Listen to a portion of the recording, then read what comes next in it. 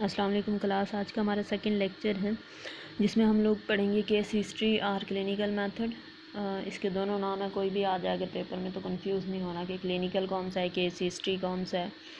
तो ये same method है। क्लिनिकल मेथड ऐसा मेथड होता है जिसमें किसी डिसऑर्डर को डायग्नोस करने के लिए उसकी डेप्थ से उसकी पूरी एक हिस्ट्री ली जाती है, मतलब डेप्थ में उस बंदे की हिस्ट्री ली जाती है और फिर उसको डायग्नोस किया जाता है और फिर बाद में उसकी ट्रीटमेंट की जाती है। इसमें ये होता है कि अगर एक बंदा है जो इंडिविजुअल है वो साइकोलॉजिस्ट या साइकेट्रिस्ट के पास आता है क्लिनिक में, तो क्लिनिक में यही होता है कि 3 लोग मिलकर काम कर रहे होते हैं, psychiatrist, psychologist and social worker.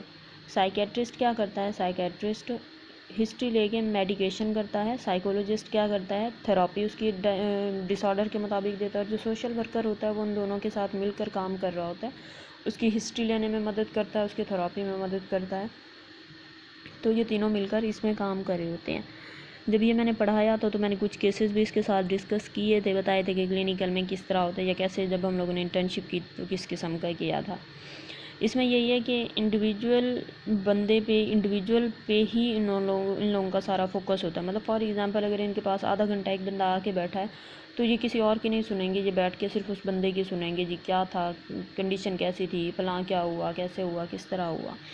जब हम लोग केस हिस्ट्री ले रहे होते हैं उसमें ये होता है कि इवन हम लोग ये भी पूछते हैं कि आप इस टाइम कहाँ पे बैठे हैं, इस टाइम क्या हो रहा है, और मतलब कुछ टेस्ट वगैरह करवा लिए। फॉर एग्जांपल अगर उसे कोई डिप्रेशन है, एंजाइटी है, स्ट्रेस है तो उसके मुताबिक उसके, और अगर कोई पर्सनालिटी का है तो उस पर पर्सनालिटी के टेस्ट वगैरह अप्लाई करके वो भी करवा लेते हैं।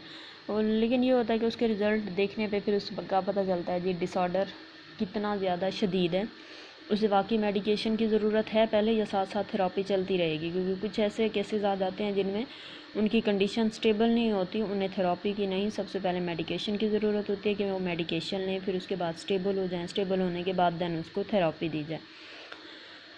क्लिनिकल और केस हिस्ट्री मेथड का जो बेनिफिट है वो ये है कि क्योंकि इंडिविजुअल पे फोकस किया जा रहा होता है, जो उसकी इन्फॉर्मेशन आ रही होती है वो डायरेक्ट आपके पास आ रही होती है।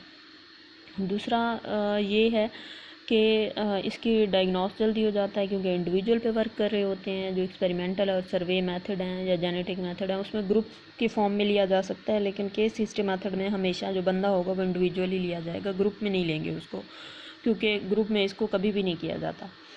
तो उसमें यही होता है कि वो ट्रीटमेंट डायग्नोस जल्दी हो जाता है क्योंकि उस पर फोकस बहुत ज़्यादा है और ट्रीटमेंट भी उसका जल्दी शुरू हो जाता है। लेकिन ये होता है कि जो थेरेपी का ट्रीटमेंट होता है वो बहुत ज़्यादा लेंथी होता है। और उसका ये होता है कि डायरेक्ट इन्फॉर्मेशन आ रही है।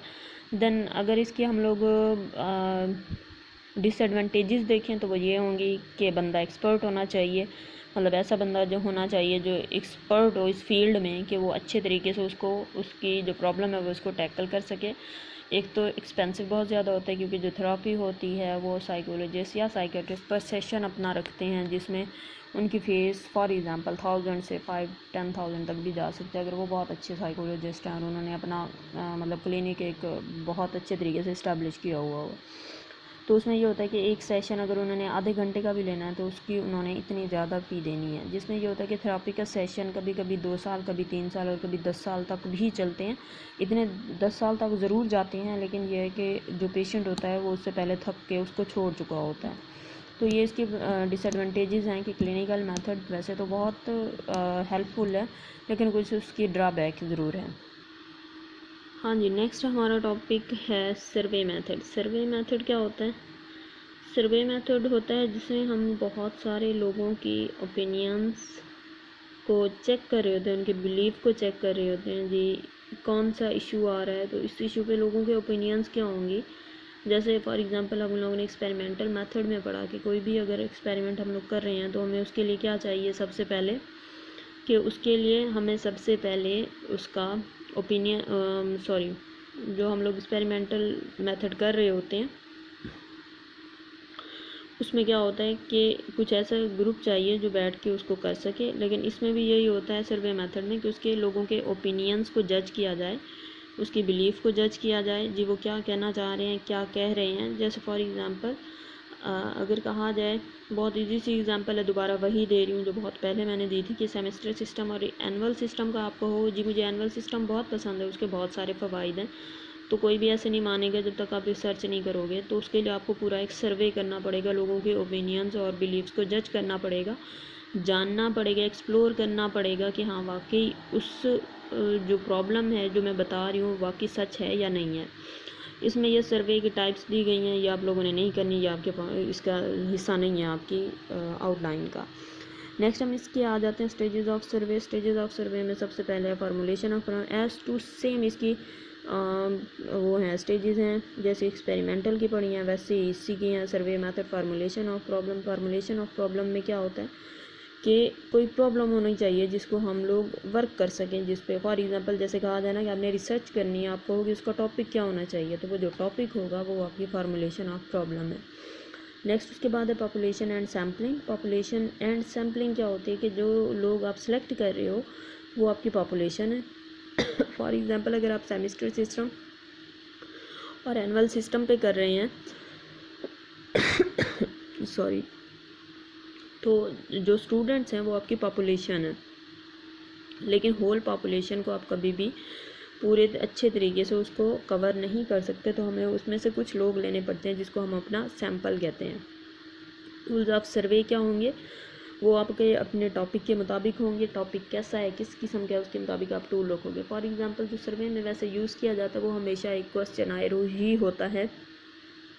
अगर आपने अपनी आबादी ऐसी रखी है कि वो पढ़े लिखे लोग हैं तो आप सर्वे उन्हें वैसे उठा के दे देते हो कि आप फिल करके दे दें, लेकिन अगर आपने अपनी आबादी ऐसी रखी है जो लोग पढ़े लिखे नहीं हैं तो आपको वहीं पर बैठ के उन्हें क्वेश्चन बताना पड़ता है, फिर उनका आंसर पूछ के फिर उसके मुताबिक आपको फिल करना पड़ता है। तो ये थोड़ा सा टाइम कंज्यूमिंग मेथड हो जाता है कि अगर आपने इस किस्म की पॉपुलेशन को रख लिया है या इस किस्म का आपने कोई टॉपिक चूज़ कर लिया है तो। अदरवाइज़ यही होता है, अगर टाइम कंज्यूमिंग है लेकिन आपका इंटरेस्ट है तो आप ज़रूर रख सकते हैं ऐसे टॉपिक को जिसमें बहुत सारे ऐसे भी आ सकते हैं जिसमें जैसे खुदा ना खास्ता कोई स्पेशल एजुकेशन वाले जो बच्चे हैं, अगर आपने उन बच्चों पर की है अपनी रिसर्च तो जाहिर सी बात है उस पर भी बहुत ज़्यादा टाइम कंज्यूमिंग होती है कि आपने वो सैंपल जज करना है, फिर जो सैंपल है जज करने के बाद आपने उसी में से फिल करवाने हैं। तो टूल्स ऑफ सर्वे वही कि आप कलेक्ट करने के लिए आप लोग डाटा कलेक्ट करने के लिए आप लोग जो भी उसको मेथड वो दोगे क्वेश्चनायर वगैरह दोगे वो सारा आपका इसमें आ जाएगा। नेक्स्ट उसके बाद डाटा कलेक्शन।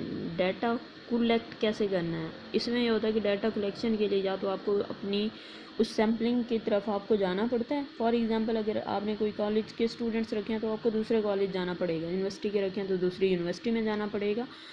डाटा कलेक्ट कैसे करना है, तो यही चीज़ है कि डाटा कलेक्ट करने के लिए आपको अपना क्वेश्चनायर लेके जाना पड़ेगा। लेकिन अगर आप लोगों ने कुछ ऐसे रखे हैं जिसमें फॉरेन कंट्रीज़ में लोगों के ख्यालात को जज करना है, ओपिनियन लेनी है उनके बिलीव्स चेक करने हैं, तो फिर क्या करोगे कि आप उनको मेल कर दोगे।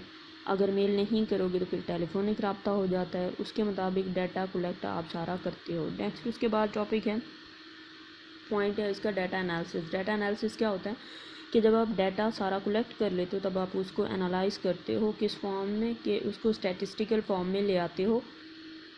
उसको स्टैटिस्टिकल फॉर्म में लेके आने के बाद उसको वहीं पर जज करते हो। जैसे मैंने पहले भी बताया था कि हम लोग सोशल साइंसेस के लिए जो हम लोग अपना सॉफ्टवेयर यूज़ कर रहे होते हैं स्टैटिस्टिक्स का वो होता है हमारा SPSS, जिसमें हम लोग सारा डाटा एंटर करने के बाद उस पर जब कमांड देते हैं तो वो हमारा पूरा डाटा हमें बता देता है जी कहाँ पे कितनी परसेंटेज आ रही है, किसका मॉड मीन मीडियन कैसे है, प्रोबेबिलिटी कैसे है, T टेस्ट लगा हुआ है तो उसकी क्या उसके आंसर वगैरह आए हैं। तो ये डाटा एनालिसिस हो गया। देन उसका रिज़ल्ट हो गया। रिज़ल्ट में वही होता है कि फार्मूलेशन ऑफ प्रॉब्लम के बाद जब आप हाइपोथेसिस, इसमें भी हाइपोथेसिस लाजमी बनाने होते हैं। हाइपोथेसिस जब बनाते हो तो रिज़ल्ट की बेस पे आ जाता है कि जब आप SPSS का रिज़ल्ट आ जाता है तो उसी का रिज़ल्ट में आप बताते हो कि आपका हाइपोथेसिस वो एक्सेप्ट हुआ है या फिर रिजेक्ट हुआ है।